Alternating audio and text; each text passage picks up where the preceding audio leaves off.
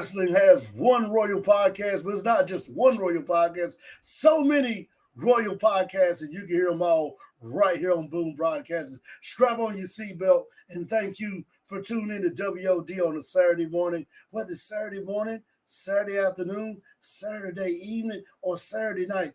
Thank you. That's right, you, for making me a part of your Saturday and your weekend to help you get through. Also want to thank everybody for tuning into all the great content right here on Boom Broadcasting, whether it was quick hits, drop the mic, out of pocket, nightcap, Mike D show, him and his dad, who I've been taking notes on to send to Philadelphia. So we play the Eagles, we're ready because they give me all the X's and O's. Want to thank you guys for tuning in.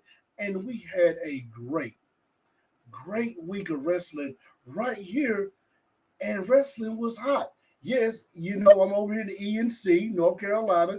If you watch the nightcap, meteorologist, Professor Podcast Smitty, Shannon Smith of Quick Hits, gave a great take on the weather Wednesday night during AEW on the nightcap with me and Mountain Off with Mike. We fared well. A lot of flooding over here in the ENC. I don't think they got in the Triad or the mountain area, but over in the ENC where I live in the coastal part of North Carolina, in the, not the OBS, the Outer Banks, the IBS, I live in the Inner Banks section of the coast. We did experience a lot of flooding in our area, but everybody's doing well. Everybody's doing safe that I reached out to over in the area. All my wrestling friends are doing well. So we have a lot to talk about.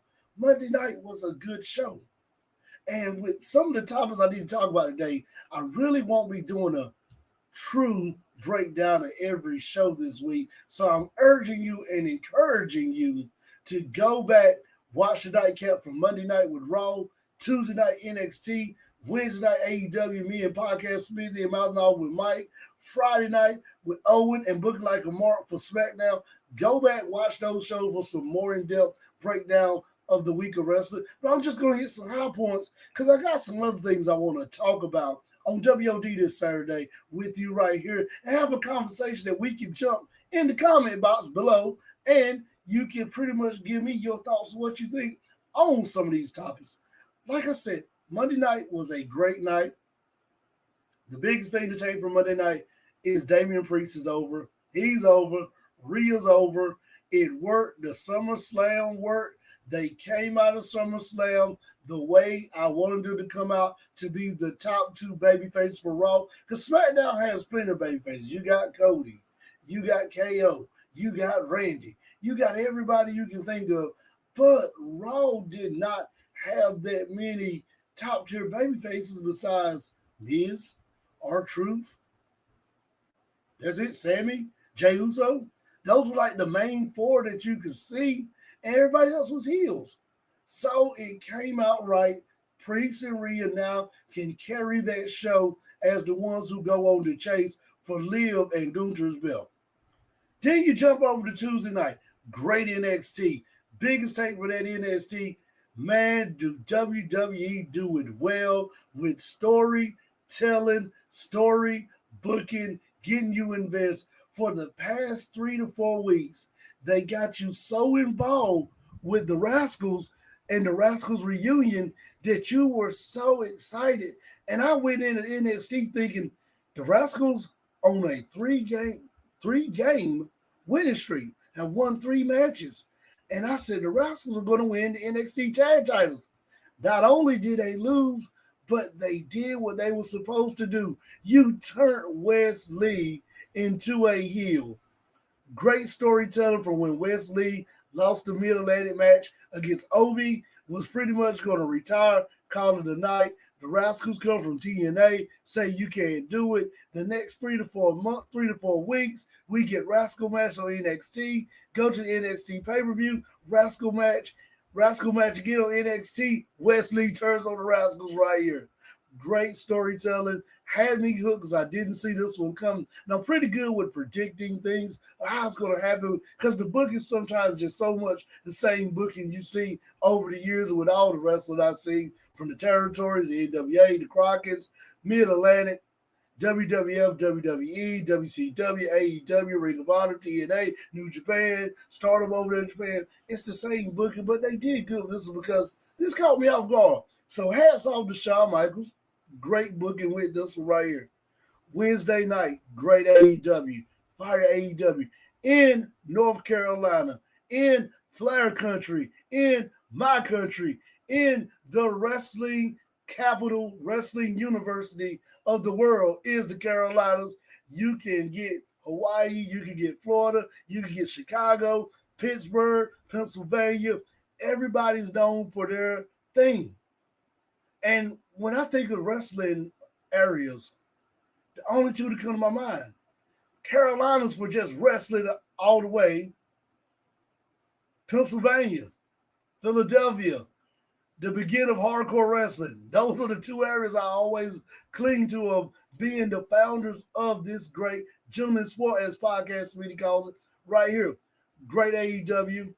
A lot of people weren't able to show up. They did the best with what they had, with enhancement talent, with people that were able to bring in from other local territory promotions, undercard people to make it work. But the main thing with that was the Double J, Bryan Danielson match. Good match right here. And as we said on Nightcap that night, Double J, he has so much more left in the tank. And I asked myself after that match, and after I got to Nightcap, I was taking some more notes of this. I said, why is Jeff Jarrett? WWE signed him and made him a Hall of Famer. Then they let him go. Put him back in the suspenders, put him back being the country singer. That's what he was known for. He did have another run in WWE as the WCW was acquired by them as the Jeff Jarrett that we have grown to know in this time frame. Why did WWE let him slip through their hands? This man, with the knowledge he has, ring psychology, promo ability, know how to be a face, know how to be a heel, has been in almost every promotion you can think of, from NWA territories, WWF, WWE, WCW, created and pretty much ran TNA, then left TNA, started his own thing, GCW, merged that with TNA, went back to TNA. Now, WWE Hall of Famer, AEW wrestler now, working the indies a little bit. Why did they let this guy slip right through their fingers? He could be the ultimate teacher in NXT, preparing the next generation of wrestlers and just dumping all that knowledge. When they lost Dusty, you needed a guy. I mean, they had Dean Malenko, they got Prince Albert, they got all these great guys, Norman Smiley, great guys who know it. But when you lost Dusty, that was a detrimental hit to NXT, to the product of getting wrestlers ready. Double J was right there for the takings. Jeff Jarrett, if I was WWE and we had him on that contract, made him a Hall of Famer, I would say, Jeff, here's the keys to NXT. It's yours. Run it. You got Shawn Michaels with you. You got all the coaches with you. Run it. Get these guys going. Just dump that knowledge into them. You can still do matches on NXT. If you want to come do a match on the main roster, we'll have you come in and do that. But just dump that WWE, that AEW, that everywhere he's been, dump that knowledge into these young kids' brain. Open up the learning tree, as Chris Jericho would say, and just make them better at what they do, better at their craft. WWE dropped the ball. Great match right here. Double J, about to say WWE. Double J Jeff Jarrett was just like Podcast Smitty said. I said on Nightcap, he was going back and forth between both roles. He did very good because he was the teacher.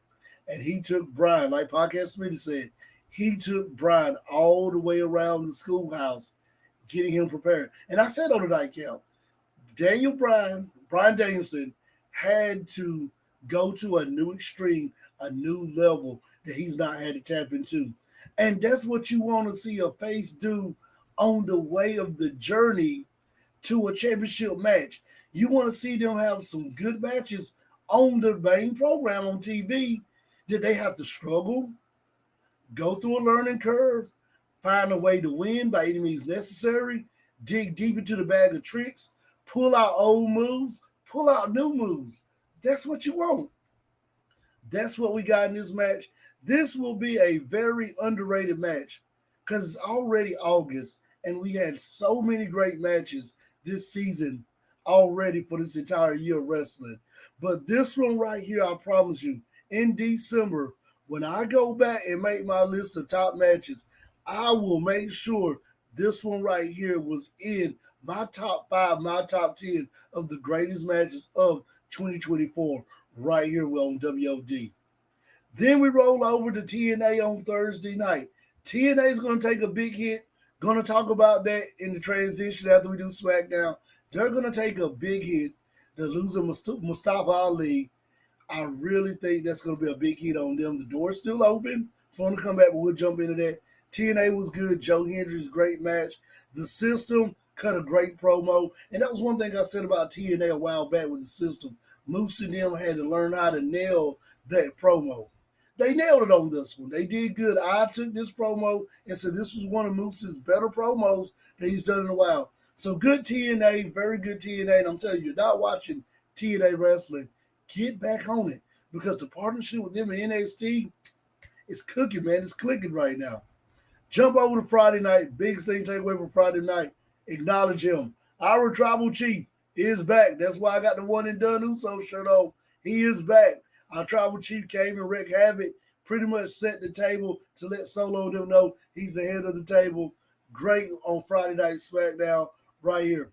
Now, let's jump into some topics that I want to talk about on WoD. And let's go with the first one, Mustafa Ali. When Mustafa Ali left WWE,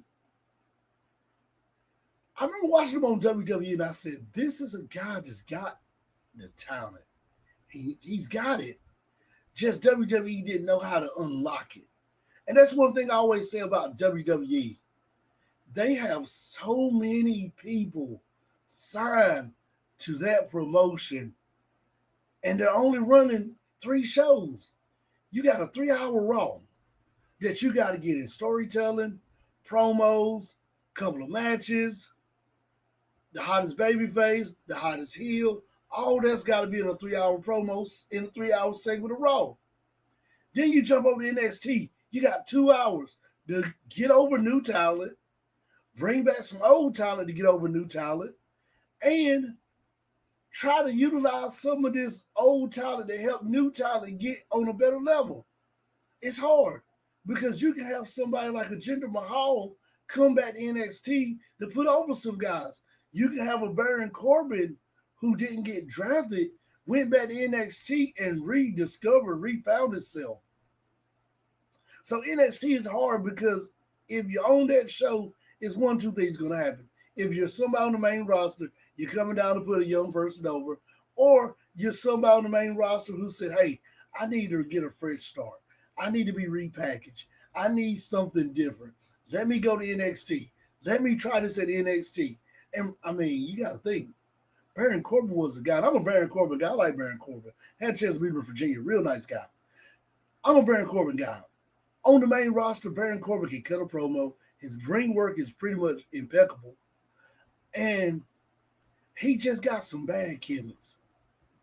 Broke Corbin, Happy Corbin, what was it when he was the authority? So I can't call it that they gave him, but that type of Corbin, he was wrestling in the Sunday suit during the match. He had some bad gigs, but he was able to go back to NXT, rediscover himself, have a great match for the NXT Championship, hook up with Braun Breaker, win the Dusty Rhodes Tag Team Tournament, and win the NXT Tag Titles. Now he's back on the main roster with Apollo Crews, and I want to see him break away and get on a mid-card chase for the Intercontinental title, the U.S. title, if they put it on the heel. So you got that. When they got it on Braun Breaker, that would be good to have a chase Braun Breaker and say, hey, remember you was in NXT, we were together? Now I know your boo says. So that's something they can build right there off that. Then you got to get on SmackDown. Another 2-hour show. Promos, got to get the heels over, got to get the babyface over. Cody's got to get that 15 to 30 minutes of a promo. Cody's got to have a 15, 30-minute match. Those are things you got to have. Solo, the new bloodline, they got to have that 15 to 30 minutes. That goes already an hour and 15 minutes of a show right there, only leaving 45 more minutes for somebody to be on. So if you Mustafa Ali leaving WWE when you got released, going to TNA, you hit the reset button. And with hitting the reset button, you rediscovered yourself. You got yourself over. You had a great gimmick going with the secret security, with the secret staff protecting you as the X Division champ. Now, it's two things you can do. You can call WWE back and say, hey, look at what I was able to do in TNA. I can bring this to WWE. I could be a big-time player. I could be a good mid-carder for you guys. I could be a good guy in NXT to be a top-tier heel. That's what I can do.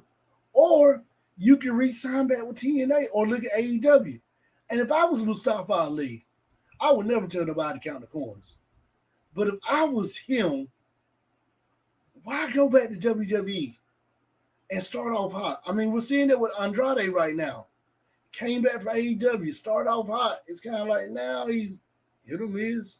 And feud with somebody right now that you're like, oh man, you went from main event to AEW to open match to SmackDown, mid-card match, the break match between the 8:50, 9:10 hour. And not against Andrade. I like Andrade. And I think he's getting underused on SmackDown. But that's what I'm saying. If you're Mustafa Ali, call TNA. Say, I'll be back. We got something cooking.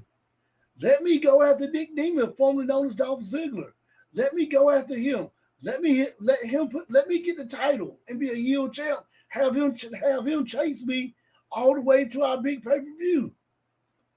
That can be done. So if I was Mustafa Ali, I wouldn't go looking at AEW. I wouldn't go looking at WWE. I wouldn't look at AEW because if you get there and it's not working, your next option is to go to Ring of Honor. Last time I checked, Ring of Honor don't even have a TV deal. At least now on TNA, you are a serious contender champ. Well, former series, when you was the champ, a serious contender champ, TV appearance every Thursday night, got ready to be put in one of the biggest feuds with Nick Nemeth, and then your contract expired. Just sign the dotted line. Sometimes stay in the happy medium. Don't go thinking that you got to be in the big faction. TNA, I'm telling you, they're on the verge right now with this NXT partnership and this WWE partnership where they're about to blow back up again. Mustafa Ali, stay right there and just stay the course. Now, the next thing we want to talk about is with the TNA NXT merger.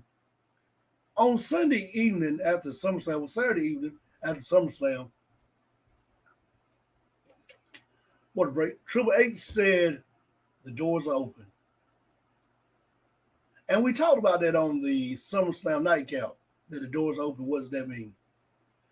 But to re-elaborate on that, and I talked about it last week, so I won't get deep into it. Go back to last week's episode to hear about how the territory system really works. The doors are opening now because it's the only way to do business. With so many wrestling podcasts, so many ways to watch wrestling, YouTube, CW out, your Peacock, Ring of Honor, Fight Honor Club, with so many ways to watch it, you need the doors open right now. And with the doors open, WWE is saying, we can, if you're the NWA, call them.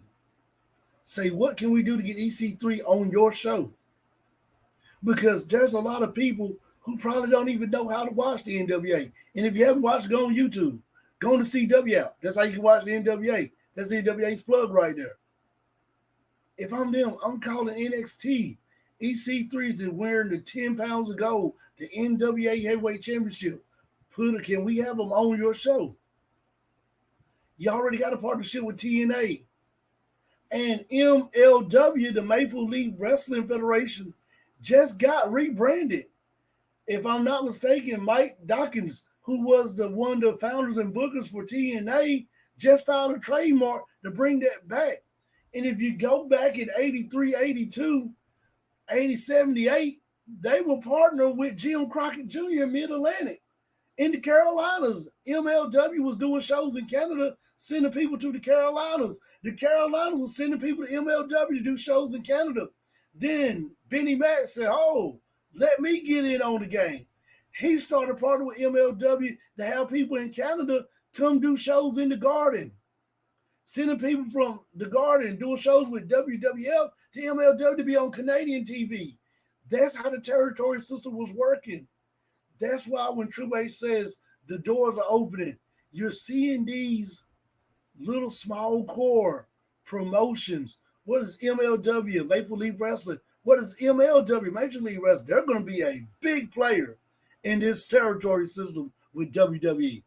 I'm telling you, they're going to be the biggest one in it that's going to benefit the most, because they were showing footage on WWE of other guys who came through MLW that came to WWE, and who, when you think MLW, was the greatest one that they produced, and he's on WWE, Jacob Fatu. They're going to be big in this game right here. They're going to come in. NWA is going to come in with the 10 pounds of gold. TNA is going to come in. It's going to be so many people. Stardom over in Japan is going to come in. And I won't be surprised. I will not be surprised if New Japan breaks the deal with AEW. Remember, New Japan was working with WWE first. They allowed WWE to use Chushin Thunder Liger on the NXT show and allowed WWE to induct Chushin Thunder Liger into their Hall of Fame. Chushin Thunder Liger is big in New Japan. He's got pull. I won't be surprised if they say, oh, AEW, you guys don't have this, you don't have that. WWE's on Netflix now. My guys can be seen on Netflix. It can put more eyes on my guys. Yes, there are people who watch AEW. I'm one of them. But if you're New Japan, you look at it as a business move. AEW, what do you bring to the table? Yeah, you got good talent, but do you have a deal with Netflix where your premium live events can be seen by everybody at a lower rate? You're still charging $40. And I'm telling you, TNA is getting ready to drop the price on their premium live events. WWE is going to teach them that. But if you're AEW, you're still charging $46 for a premium live event. I can send my guy from New Japan to WWE to be on their premium live event. It's only $10 a month. Everybody's watching it. So that's what I mean when he said the doors are open. It's definitely coming. Get ready. We're getting ready over the next span of 3 to 4 years to probably start seeing some of the best wrestling with people all over passing through the doors of WWE. I said it last week. I'll say it again. The transfer portal wrestling is getting ready to open, and Triple H is already setting WWE up to be the main player in it, where you start seeing people from every type of promotion showing up at NXT, showing up on Raw, showing up on SmackDown, showing up at Royal Rumble, showing up at Mania, SummerSlam, Survivor Series. You're going to see that stuff. Bad Blood. You're going to see it right here with WWE, with the portal being open. Next thing I want to talk on before we get ready to get out of here is just 2 more topics. This topic right here is hard to speak on. It's a hard one for me because on Wednesday night, somebody I grew to love all my life, been watching this guy from WCW, W.A. Crockett, Boomer Sooner, Oklahoma, WWF, made the greatest call when Mick Foley fell through the ring, him and the King, greatest call right there. The man, the master of the slobber knocker. Him and that Swerve Strickland interview, like I said, everybody who's talked about it, I'm going to say the same thing. We're not knocking JR. Much love for JR. That guy right there is special to me. That guy's the reason why when I was a kid, I walked around with a paper towel holder, thinking it was a microphone, calling wrestling right there in front of the TV, doing play-by-play color and doing interviewing. That's the reason why for JR. But you can tell that he wants to be in it. His heart is still in it. But you could tell that interview was hard. And as a fan watching JR in that interview, it definitely hit me hard because I'm like, here's a guy I grew up with who wants to continue going. You can see it in him. The fight's still in him. The fire's still in him. But it's just Father Time has caught up to him. AEW, there's so much more you can get out of JR versus putting him on the interview. Like I said, if you wanted somebody old school to make that interview stand out, you could have brought in Todd Pettingill, Sean Mooney, Mike Tenay, Taz. So many people you could have brought in. You could have used Tony Schiavone, that's right there in the house. Taz in house. Don't think they would have used Excalibur. But if you wanted it, you could have, I tell you, Mike Tenay would have definitely flew in to do that right there. Anybody would have flew in. Ty Pettengill, even though he's a WWE guy, former WWE guy, he would have flew in to do that interview. Sean Mooneyham, WWE guy, he would have flew in to do that interview. So many people would have done it, but they wanted to use JR because they wanted the nostalgia. But it's so much more they could use JR for in that locker room. That man is a walking encyclopedia of how to run a wrestling promotion top to bottom. I think now it's time to start phasing him out of those sporadic TV roles, having him work in the back of the house, and let him cook. Give this guy the pad, give him the pencil, and let him cook backstage. Let him produce. Let him teach talent how to get over. Work with talent in the back of, some things you could do in your promo, some things you need to do. Hey, go watch Stone Cold when he did the King of the Ring promo. That's how we want you to be taking, Swerve. You're going to be a heel. Those are the things that JR can still give AEW without having him to do an interview segment. Like I said, not going to knock on JR. Much love that guy because he's been part of my life when it comes to watching wrestling. But watching that interview was just so hard for me to watch because I was like, here's a guy that you can see. He still wants it. He still has it. But just Father Time is starting to catch up on him. The last thing we got before we get out of here is SummerSlam. And I'm going to backtrack on this before we get ready to sign off. If you watch the nightcap, I think all of us on the show rated SummerSlam a 5-guitar show. Malcolm Mike gave it a 4.5 and gave it a valid reason. He said he would have gave it a 5-guitar show, but there's nothing perfect in this world. He said, and if you make something perfect, you don't leave error for flaw to get better. So he gave it a 4.5 and heavily respect that take because it made me think, instead of giving the show a 5, maybe I need to give it a 4.5 to give them that cushion to get better because it's something you can always do better in any type of wrestling promotion, wrestling show. But then I read a comment from Uncle Dave. And I listened to Dave Meltzer, Brian Alvarez, L4W Online on YouTube. I listen to the guys. I tell everybody from day one, I'm a Cornette guy. I'm a Cornette guy. I like Cornette. If I'm not listening to Cornette, I'm listening to Drop the Mic, Mouth It Off with Mike, Quick Hits, Off the Top Media. I'm listening to Booking Like a Mark, Four Sides of Ring. My man Wayne to be on the nightcap. My man K-Fel Keith to be on the nightcap. Owen from Over the Top to be on the nightcap. I'm listening to Derek's Wrestling Tours on YouTube. I'm listening to Black Masses, I can't say, but Black Masses, Con, you know who you are. Thank you, Bound Off of Mike, for introducing me to those ladies. Great podcast on Spotify. Been checking them out. I'm listening to Out of Pocket in the afternoon at 5:30 on Boom Broadcasting. I'm listening to Wrestling Tata, my girl on YouTube. She's got a show over here where she does some recapping on some things throughout the week. I'm listening to all of that. But when I hear Dave say that SummerSlam was a glorified angle show, very predictable, I get upset because I'm like, Uncle Dave, I don't know what it is. And Dave, we know, hey, let's put it out there. Dave will tell you he's an AEW guy, and there's nothing wrong with that. If that's your party, that's your cup of tea, that's your prerogative, be an AEW guy. I got friends. I got one friend right now that works with me. He's only a WWE guy. He won't watch AEW. He won't watch TNA. He don't even watch NXT. It's Monday Night Raw, Friday Night SmackDown. That's all he watches. Guess what? That's his prerogative.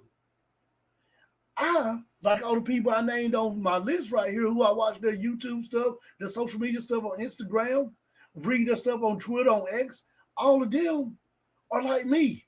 We watch Raw, we watch NXT, we watch TNA, Ring of Honor, AEW, SmackDown, New Japan, you name it, MLW.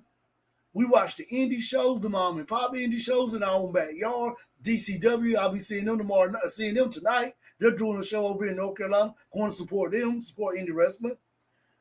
We watch that, but that's your prerogative. But Dave, I get upset at you, Uncle Dave, because SummerSlam was a good show. And for you to say it was not, it was decent, not good storytelling, I understand why. Because when All In is is pretty much on the air in 2 to 3 more weeks, you're going to have to give that show a 5 because that's your promotion you like to watch the most. But my thing is, why would you jip WWE from giving them a good grade on SummerSlam, which arguably was the best SummerSlam that I've seen in my lifetime? Can it get better? Yes. But you will sit here and say, I mean, yes, a lot of angles was in the show, but the angles were part of the storytelling. And what is WWE good at that everybody says? They're good at storytelling. They're good at getting you invested in the story to keep you a part of the story. We had Gunther and Priest in a 5-star match, a 5-guitar match. Cody and Solo, the return of Roman Reigns. We knew Roman was coming back. We were just waiting on the music. I don't understand, like I said, Uncle Dave. I'm not sitting here to hammer on Uncle Dave, but if AEW is your show, hey, that's you. That's your prerogative.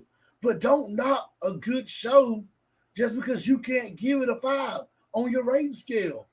If you're going to grade it fairly. And I went looking for comments of why he didn't think it was good. He just said it was heavily angled and it was heavily, pretty much we knew what was going to happen. I think me and my man Derek from Wrestle, me and Derek Wrestle were only two that went 7-0. Mountain off with Mike D went 6-1, 6-1. Think Podcast Smitty went 6-1. He better went 7-0. I forgot what he had for the Gunther Priest match. I think he had Priest, but he may have Gunther. But I know me and D did because I know I saw his and he saw mine. That wasn't because we guessed. It wasn't because it was predicted. We did like everybody. We knew the matches that Rhea and Liv, we knew Don was going to interfere and we helped Liv retain the title. We knew that. We saw it coming. But that Gunther match, you didn't see Gunther walking out with the title. Everybody thought Priest was going to walk out with it. That's why when I'm Uncle Dave, look at Uncle Dave like, how can you say this was not a 5-star show? It was, or 4.5. I don't get his rating system. I mean, I'm still going to continue to listen to Dave, Brian, Alvarez. I think they do good. I listen more to Brian on their show. But I just think it's hard for Uncle Dave to give WWE a good grade right now because for a while, I'm going to wrap this up, but for a while, AEW was setting the margin this far for WWE. I mean, they were so far ahead, Vince could not keep up. It's like every time Vince tried to take a swing, they just got another 10 feet ahead of them, 12 feet ahead of them. But now with Triple H under the reins, you're seeing better production, better quality. And it goes back, and I'll say this. The one thing I can say about when The Rock came back from Mania was The Rock brought in people who now when you watch Raw and you watch SmackDown, it looks like a movie production with the way the camera angles are, when the people are walking in. That's all the stuff that The Rock implemented when he became a board of director member. He said, we're going to do this, pay the right people to come in to shoot these angles, to shoot these camera angles, to make these superstars larger than life. That's what we're getting. So I don't understand why Uncle Dave didn't want to give it that. I'm lost with it. Hey, drop your comments in the box. Let me know. But this is Shawn right here. We want to thank everybody for tuning in to WoD. We'll be back next Saturday, same time, same channel, right here on Boom Broadcasting. Don't forget, tune in too. You have the Nightcap on Monday night and Out of Pocket on 5:30 on Monday. Tune into that. Never know who'll be dropping in on the Nightcap, so definitely tune in to those. Out of Pocket, same thing. Never know who'll be dropping in on that. Then on Wednesday, don't forget to tune in to Quick Hits with Podcast Smitty. Thursday, it stinks. Then on Friday, we wrap it all up with the Nightcap for SmackDown. Getting you ready for your weekend shows right here on Boom Broadcasting. This is Shawn, and I'll see you next week on WoD right here on Boom Broadcasting.